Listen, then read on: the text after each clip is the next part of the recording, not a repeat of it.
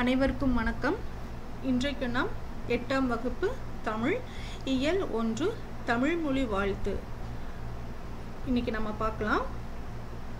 தமிழ் மொழி வாழ்த்து பாடல் பார்க்கலாம். ஃபர்ஸ்ட்,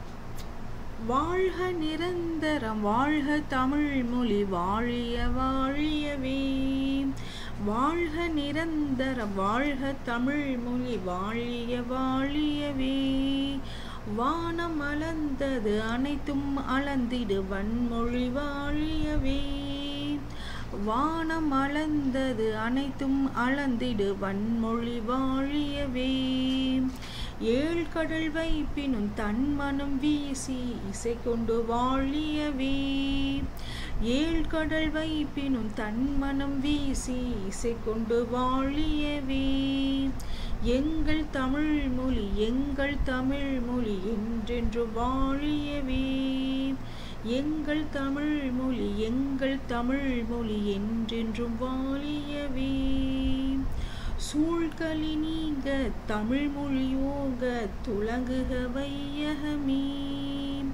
சூழ்களி நீங்க தமிழ் மொழி ஓங்க துலங்குக வையகமே, தொல்லை வினை தரு தொல்லை அகன்று சுடர்க தமிழ்நாடே, தொல்லை வினை தரு தொல்லை அகன்று சுடர்க தமிழ்நாடே, வாழ்க தமிழ் மொழி வாழ்க தமிழ் மொழி வாழ்க தமிழ் மொழியே, வாழ்க தமிழ் மொழி வாழ்க தமிழ் மொழி வாழ்க தமிழ் மொழியே, வானம் அறிந்த தனைத்தும் அறிந்து வளர்மொழி வாழியவே, வானம் அறிந்த தனைத்தும் அறிந்து வளர்மொழி வாழியவே.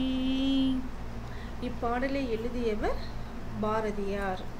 இப்பாடலை யார் எழுதினாங்க, பாடுனாங்க? பாரதியார்.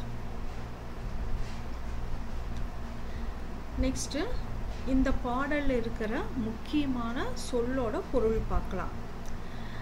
நிரந்தரம். நிரந்தரம் அப்படின்னா காலம் முழுமையும். நிரந்தரம் அப்படின்னா காலம் முழுமையும். வைப்பு. வைப்பு அப்படின்னா நிலப்பகுதி. வைப்பு நிலப்பகுதி. சூழ்களி. சூழ்களி அப்படின்னா சூழ்ந்துள்ள அறியாமை இருள். சூழ்ந்துள்ள அறியாமை இருள். வன்மொழி. வளமிக்க மொழி. வன்மொழி அப்படின்னா வளமிக்க மொழி. இசை. புகழ். இசை அப்படின்னா புகழ். தொல்லை அப்படின்னா பழமை. பழமை துன்பம். நெக்ஸ்ட், இந்த பாடலின் பொருள் பார்க்கலாம். தமிழ் மொழி எக்காலத்தும் நிலை பெற்று வாழ்க. தமிழ் மொழி இனிமேல் வரப்போற எக்காலத்துக்கும் நிலை பெற்று வாழ்க. ஆகாயத்தால் சூழப்பட்ட எல்லாவற்றையும் அறிந்து உரைக்கும் வளமான தமிழ் மொழி வாழ்க. இந்த வானத்தால் சூழப்பட்ட எல்லாவற்றையும் அறிந்து எல்லாத்துக்கும் சொல்ற இந்த வளமான தமிழ் மொழி வாழ்க அப்படின்னு பாரதியார் சொல்றாரு. 7 கடல்களால் சூழப்பட்ட நிலப்பகுதி முழுவதும். 7 கடல்களால் சூழப்பட்ட நிலப்பகுதினா இந்த 7 கடல் சுற்றி 7 கண்டங்கள் இருக்குமோ அந்த 7 கண்டங்கள் இருக்கிற நாட்டோட நிலப்பகுதி முழுவதும் தன் இலக்கிய மனத்தை பரவ செய்து, தமிழோட இலக்கிய மனத்தை பரவ செய்து புகழ் கொண்ட தமிழ் மொழி வாழ்க. இலக்கிய மனத்தை பரவ செய்து புகழ் கொண்ட தமிழ் மொழி வாழ்க அப்படின்னு பாரதியார் சொல்லியிருக்காரு. எங்கள் தாய்மொழியாகிய தமிழ் மொழி உலகம் உள்ள வரையிலும் வாழ்க. எங்கள் தாய்மொழியாகிய தமிழ் மொழி இந்த உலகம் இருக்கிற வரைக்கும் வாழ்க அப்படின்னு சொல்லிட்டு இந்த பாரதியார் சொல்லியிருக்காரு. நெக்ஸ்ட், எங்கும் சூழ்ந்துள்ள அறியாமை இருள் நீங்கட்டும். இப்போ நம்மளுக்கு எதுவும் தெரியாம இருக்குல்ல, அதைத்தான் அறியாமை அப்படிங்கிறாங்க. எங்கும் சூழ்ந்துள்ள அறியாமை இருள் நீங்கட்டும். அதனால் தமிழ் மொழி மேன்மையுற்று உலகம் முழுதும் சிறப்படைக. நமக்கு இருக்க அறியாமை எல்லாம் போயிருச்சு அப்படின்னா இந்த தமிழ் மொழி மென்மேலும் வளர்ந்து உலகம் முழுதும் சிறப்படையட்டும் அப்படின்னு பாரதியார் சொல்றாரு. பொருந்தாத பழைய கருத்துகளால் உண்டாகும் துன்பங்கள் நீங்கி, பொருந்தாத பழைய கருத்துக்களால் உண்டாகும் துன்பங்கள் நீங்கி தமிழ்நாடு ஒளிர்க. தமிழ்மொழி வாழ்க, தமிழ்மொழி வாழ்க, என்றென்றும் தமிழ்மொழி வாழ்க. வானம் வரை உள்ளடங்கியுள்ள எல்லா பொருண்மைகளையும், இந்த வானம் வரை உள்ளடங்கியுள்ள எல்லா பொருண்மை அப்படின்னா பொருள்கள், எல்லா பொருள்களையும் அறிந்து மென்மேலும் வளரும் தமிழ்மொழி வாழ்க அப்படின்னு சொல்லி பாரதியார் சொல்லியிருக்காரு. நெக்ஸ்ட் பாரதியார் பற்றி பார்க்கலாம் வாங்க. கவிஞர், எழுத்தாளர், இதழாளர், சமூக சீர்திருத்த சிந்தனையாளர், விடுதலை போராட்ட வீரர் என பன்முக ஆற்றல் கொண்டவர் யாரு? நம்ம சி. சுப்பிரமணிய பாரதியார். இந்தியா விஜயா முதலான இதழ்களை நடத்தி விடுதலை போருக்கு வித்திட்டவர். என்னென்ன இதழ்களை நடத்தினார்? இந்தியா விஜயா முதலிய இதழ்களை நடத்தி விடுதலை போருக்கு வித்திட்டவர். நெக்ஸ்ட் கவிதைகள் மட்டுமின்றி சந்திரிகையின் கதை, தராசு உள்ளிட்ட உரைநடை நூல்களையும் வசன கவிதைகளையும் சீட்டு கவிகளையும் எழுதியவர். நெக்ஸ்ட் சிந்துக்கு தந்தை, செந்தமிழ் தேனி, புதிய அறம் பாட வந்த அறிஞன், மரம் பாட வந்த மறவன் என்றெல்லாம் பாரதிதாசன் இவரை புகழ்ந்துள்ளார்.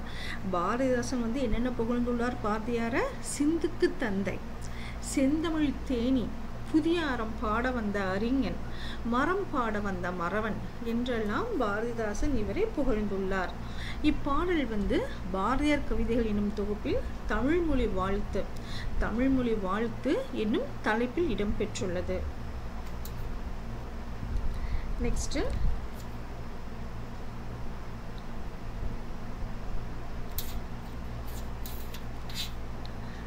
நெக்ஸ்ட் வாங்க மதிப்பீடு பார்க்கலாம். சரியான விடையை தேர்ந்தெடுத்து எழுதுக. மக்கள் வாழும் நிலப்பகுதியை குறிக்கும் சொல் வைப்பு, கடல், பறவை, ஆழி. இது எது கரெக்டான ஆன்சராக இருக்கும்? வைப்பு அப்படின்னு நம்ம ஆல்ரெடி பார்த்துருக்கோம். நிலப்பகுதி, கடல்னா தெரியும், பறவைனாலும் கடல் தான், ஆழினாலும் கடல் தான். ஸோ இதுக்கு கரெக்டான ஆன்சர் என்னது? வைப்பு. மக்கள் வாழும் நிலப்பகுதி நம்ம என்ன சொல்லலாம்? வைப்பு.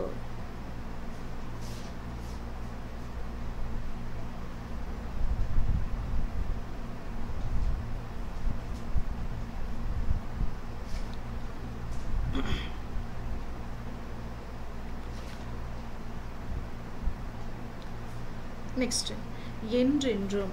என்றென்றும் என்னும் சொல்லை பிரித்து எழுத கிடைப்பது என்ன வரும்? என் கூட்டல் ரென்றும், என்று கூட்டல் என்றும், என்றும் கூட்டல் என்றும், என் கூட்டல் என்றும் என்ன வரும்? என்று கூட்டல் என்றும். ஆதான் கரெக்டான ஆன்சர். என்னது? என்று கூட்டல் என்றும், என்றென்றும்.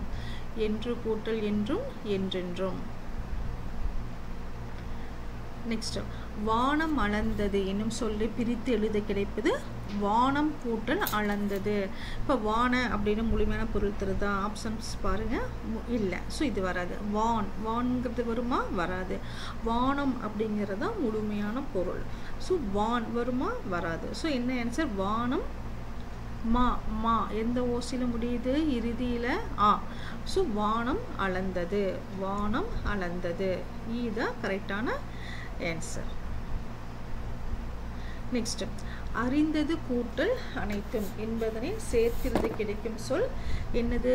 அறிந்தது அனைத்தும், அறிந்தனைத்தும், அறிந்த தனைத்தும், அறிந்துணைத்தும். இது கரெக்டான ஆன்சராக இருக்கும். அறிந்தனைத்துமா இல்லை அறிந்த தனைத்துமா? எது வரும்?